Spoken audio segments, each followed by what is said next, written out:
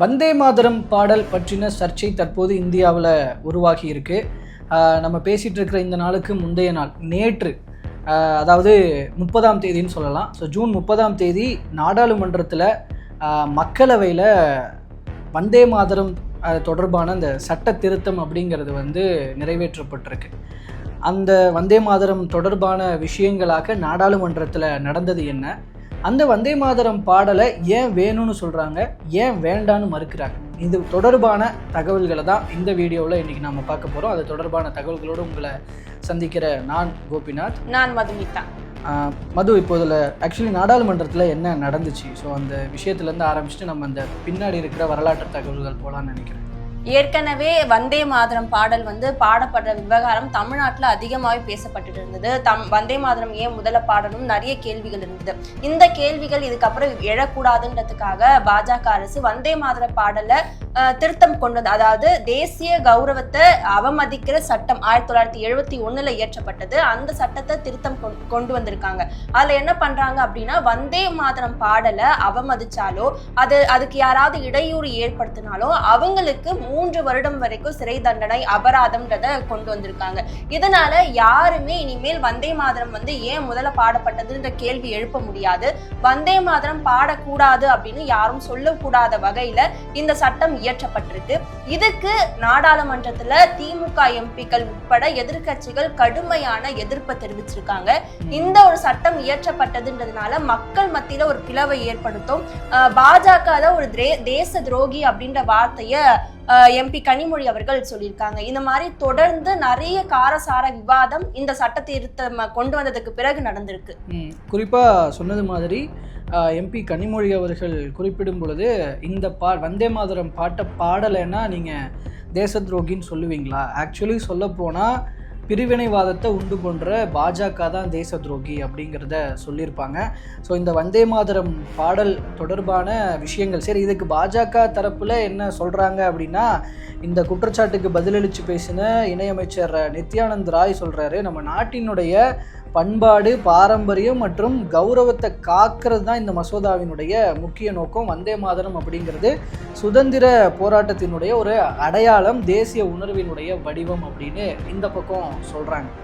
இப்போ வந்தே மாதரம் பாடலில் சொல்லப்பட்டிருக்கிற விஷயங்கள், அந்த பாடல் நாட்டை பற்றி, நாட்டினுடைய அந்த தேசபக்தி பற்றி, நாட்டை பற்றி பேசுகிறதா, இல்லை எதிர்ப்பதற்குரிய காரணங்களாக அந்த பாடலில் என்ன இடம் பெற்றிருக்கு அப்படிங்கிற விஷயங்கள் நம்ம பார்க்கணும். ஏன்னா அதை தெரிஞ்சுக்கிட்டா தான் வந்தே மாதரம் பாடல் பற்றி இப்போ ஏன் இந்த பிரச்சனைகள் போயிட்டுருக்கு அப்படின்னு நம்ம புரிஞ்சுக்க முடியும். கண்டிப்பாக இந்த வந்தே மாதரம் பிரச்சனைன்றது இப்போ இல்லை, காலங்காலமாகவே இதை வச்சு ஒரு பிரச்சனை பண்ணிட்டு இருக்காங்க அப்படின்றதும் பார்க்க வேண்டியதாக இருக்குது. இதை பற்றி ராசா அவர்கள் என்ன சொல்லியிருப்பாங்கன்னா, 1950 காலகட்டத்திலேயே இந்த பாடலை கொண்டு வர முயற்சி பண்ணாங்க, தேசிய பாடலாக அறிவிச்சாங்க. ஆனால் அப்போ முதல் 2 ஸ்டான்ஸா மட்டும் தான் எடுத்துக்கணும், மீதி இருக்கிறத வேண்டாம் அப்படின்னு சொன்னாங்க அப்படின்னும் சொல்லப்பட்டிருக்கு. எஸ். ஸோ இதெல்லாம் நீங்கள் சொன்னது போல் நீங்கள் 1950 சொன்னீங்க இல்லையா? ஸோ அந்த பாயிண்ட்டுக்கு வரும். அதுக்கு முன்னாடியே இந்த பாடல் முதல்ல இடம்பெற்றது அப்படிங்கிறது ஆனந்த மடம் அப்படிங்கிற ஒரு நாவல். அது 1882 வெளியாகுது. அந்த நாவலை எழுதினவர் பங்கிம் சந்திர சட்டர்ஜி அப்படிங்கிறவர். அவர் ஆங்கிலேயரின் கீழே வேலை பார்த்தார் அப்படிங்கிற விஷயமும் நம்மளுக்கு தகவல்களாக கிடைக்குது. ஸோ அந்த காலகட்டத்தில் ஆங்கிலேயர்கள் அவர்களினுடைய மகாராணியாக இருப்பாங்க இல்லையா, பிரிட்டிஷ் ராணி, அவர்களை புகழ்ந்து பாடும் வகையில் ஒரு பாடல், அதை ஃபாலோ பண்ணுறாங்க. அதை நம்மக்கிட்டேயும் திணிக்கிறாங்க அப்படிங்கிற ஒரு தகவல் இருக்குது. இதை பார்க்கும் பொழுது தான் பங்கிம் சந்திர சட்டர்ஜி அவர் வங்காளத்துலேயும் சான்ஸ்கிரிட்லேயும் கலந்த மாதிரியான ஒரு பாடலை அவர் அப்போவே யோசிச்சிட்டாரு. இந்த மாதிரி நம்மளுக்கு ஒரு திணிக்கப்படும் பொழுது, இல்லை நம்மளுக்குன்னு ஒரு பாடல் இருக்கணும், நம்மளுடைய நாட்டை புகழ்ந்து பாடும் வகையில் ஒரு பாடல் இருக்கணும் அப்படின்னு சொல்லிட்டு ஒரு அப்போவே முடிவெடுத்து யோசிச்சு வச்சிட்டாரு. பட் அந்த பாடல் தான் நான் சொன்ன அந்த ஆனந்த மடம் அப்படிங்கிற ஒரு நாவலில் இடம்பெறுது. அந்த நாவல் எதை மையப்படுத்தினதாக இருக்குது அப்படின்னா, ஹிந்து சன்னியாசிகளாக இருப்பவர்கள், ஹிந்து துறவிகளாக இருப்பவர்கள் ஆங்கிலேயருக்கு எதிராக ஒரு புரட்சியை கிளப்புறாங்க. அது வங்காளத்தை பேஸ் பண்ணின ஒரு புரட்சியாக இருக்கிறது. அதில் சில கேரக்டர்ஸ்லாம் வரும். அவங்களுடைய லைஃப்பை மையப்படுத்தின ஒரு நாவலாக அந்த நாவல் அப்படிங்கிறது இருக்குது. அந்த இடத்துல இந்து சன்னியாசிகள் எப்படி ஆங்கிலேயர்களை எதிர்த்து போரிட்டாங்க, அதில் என்ன நிலை அடையப்பெற்றது, அதாவது அதில் குறிப்பாக ஆங்கிலேயர்களுக்கு அந்த வங்காள பகுதியில் ஆதரவளித்த இஸ்லாமிய மன்னர்களை எதிர்த்தும் போரிடுவது மாதிரியான விஷயங்கள் அந்த நாவலில் இடம்பெற்றிருக்கு, அந்த கதையில் வருது. ஸோ அதில் ஒரு பக்கம் இதில் 2 பார்வை இருக்குது. ஒரு பக்கம் இது ஆங்கிலேயர்களுக்கு எதிராக ஒரு போராட்டத்தை மையப்படுத்தின, இந்து சன்னியாசிகளுடைய போராட்டத்தை மையப்படுத்தின ஒரு நாவல் அப்படிங்கிறதும், இன்னொரு பக்கம் இது ஆங்கிலேயர்களை எதிர்ப்பதன் உள்ளாக இஸ்லாமியர்களை எதிர்த்தது அப்படிங்கிற ஒரு பார்வையும் இந்த நாவல் சம்பாரிச்சு வச்சிருக்கு. ஸோ இதில் தற்போது வேண்டான்னு சொல்கிறதுக்கான காரணமாக, வேணும்னு சொல்கிறதுக்கான காரணமாக இந்த ஆங்கிலேயரை எதிர்ப்பை மையப்படுத்தின ஒரு விஷயம், அதன் உள்ளே வர்ற ஒரு பாடல், அது நம்மளுடைய தாய்நாட்டை பேஸ் பண்ணி, தாய்நாட்டை பற்றியது, அது ஒரு தேசபக்தி மிகுந்த பாடல் அப்படின்னு வேணும்னு சொல்கிற காரணம். வேண்டான்னு சொல்கிற காரணம், ஆங்கிலேயர்களுக்கு துணை புரிந்த இஸ்லாமிய மன்னர்களை எதிர்க்கும் வகையில் இடம்பெற்றிருக்கிற வரிகள் எல்லாமே இங்கே இஸ்லாமிய வெறுப்பை விதைக்கிற ஒரு வார்த்தைகளாக இருக்கிறது. அந்த வார்த்தைகள் அந்த ஆனந்த மடம் புக்கில் இருக்குது. அப்போது அப்படிப்பட்ட புத்தகத்தில் இடம்பெற்ற இந்த பாடல் கூடாது, வேண்டாம் அப்படிங்கிறது. எஸ்பெஷலி அந்த பாடல் அப்படிங்கிறது, அந்த கதையில் வர்ற ஹீரோ தனக்கு கீழே இருக்கிற இளைஞர்களை, மக்களை ஒரு போராட்டத்திற்காக அழைப்பது மாதிரியான அவர்களுக்கு ஒரு புத்துணர்ச்சி கொடுக்கக்கூடிய, ஒரு சுதந்திர வெறியை கொடுக்கக்கூடிய ஒரு பாடலாக இந்த பாடல் இடம்பெற்றிருக்கும் அப்படிங்கிறது கதையில் வருவதாக புரிந்து கொள்ளப்படுகிறது. அப்படி இருக்கிற அந்த பாடல் வந்தே மாதரம் அப்படிங்கிறது, இந்த பாடல் சில பத்திகள் கொண்ட ஒரு பாடல். அந்த பாடலை பார்க்கும்பொழுது, எஸ்பெஷலி நம்ம அந்த லைன்ஸை நம்ம பார்க்குறோன்னு வச்சுக்கோங்களேன், அந்த பாடலில் ஒரு சில பத்திகள் வரும். அதில் முதல் 2 பத்திகள் ஒரு காலகட்டத்தில் அக்செப்ட் பண்ணிக்கப்படுது. அதான் நீங்கள் சொன்னது மாதிரி பொதுவாக இருக்கு அப்படின்றதையும். ஆமாம், நம்ம அந்த வரிகளை பார்த்துருவோம். அதில் வந்தே மாதரம், சுஜலாம் சுபலாம் மலையஜ சீதலாம் சஷ்ய ஷியாமலாம் மாதரம் வந்தே மாதரம் சூப்ர ஜோத்ஸ்னாம் புலகித யாமினீம் புல்ல குசுமித த்ருமதல சோபினீம் சுஹாசினீம் சுமதுர பாஷினீம் சுகதாம் வரதாம் மாதரம் வந்தே மாதரம் அப்படின்னு இந்த 2 பத்திகள் அந்த பாடலில் முதல் 2 பத்திகளாக வருது. இதற்கப்புறம் இன்னும் சில பத்திகள் இருக்குது. அந்த பத்திகள், இந்த 2 பத்திகள் தாய்நாட்டினுடைய அழகை வர்ணிப்பது போலவும், தாய்நாட்டினுடைய வளமையை சொல்வது போலவும் இதனுடைய அர்த்தங்கள் உள்ளீடாக இருக்குது. அதனால் இந்த 2 பத்திகள் போதும் அப்படின்னு சொல்லி 1937 இந்திய தேசிய காங்கிரஸ் மற்றும் அவங்களாம் உட்காந்து ஒரு டிஸ்கஷன் ஒன்று பண்ணுறாங்க. அப்போ பண்ணும்பொழுது இந்த 2 பத்திகளை வேணும்னா நம்ம அக்செப்ட் பண்ணிக்கலாம், இதற்கு அப்புறம் வர பத்திகள் வேண்டாம் அப்படின்னு முடிவெடுக்கிறாங்க. ஏன் வேண்டான்னு முடிவெடுக்கிறாங்கன்னா, இதற்கு பின்பு வர பத்திகள் நம்மளுடைய தாய்நாட்டை ஒரு தாயாக பாவித்து அதன் மூலமாக மறைமுகமாக அது ஹிந்து கடவுளான துர்கை தேவி இல்லை காளி தேவின்னு வச்சுக்கலாம், அவங்களோடு ஒற்றுமைப்படுத்துவது போல இருக்கு. அப்படி பார்க்கும் பொழுது இது ஒரு சமயம் சார்ந்த ஒரு பாடலாக இருக்கிறது. இந்தியாங்கிறது ஒரு சமய சார்பற்ற ஒரு நாடு. அப்படி இருக்கிற இந்தியாவுக்கான ஒரு தேச பாடல் அப்படிங்கிறது ஒரு சமயம் சார்ந்த பாடலாக எப்படி இருக்க முடியும்?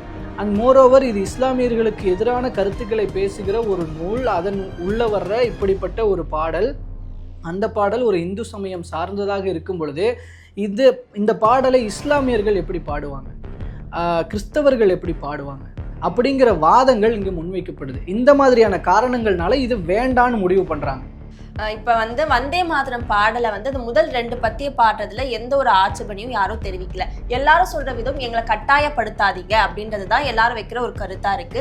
இந்த பாடல்ல இந்துவை ஆதரிச்சு பாடுறதுனால மற்ற முஸ்லிம்கள், கிறிஸ்துவர்கள் எப்படி பாடுவாங்க அப்படின்ற ஒரு கேள்வி எழுப்பப்படுது. இந்து கடவுளோட ஒற்றுமைப்படுத்தி இருக்கிறதுனால அதனாலதான் அந்த முதல் 2 பத்தியம் தாண்டி இப்ப இந்த சட்ட திருத்தத்துல அந்த 6 ஸ்டான்ஸாவையும் சேர்த்துதான் திருத்தம் மேற்கொண்டிருக்காங்க.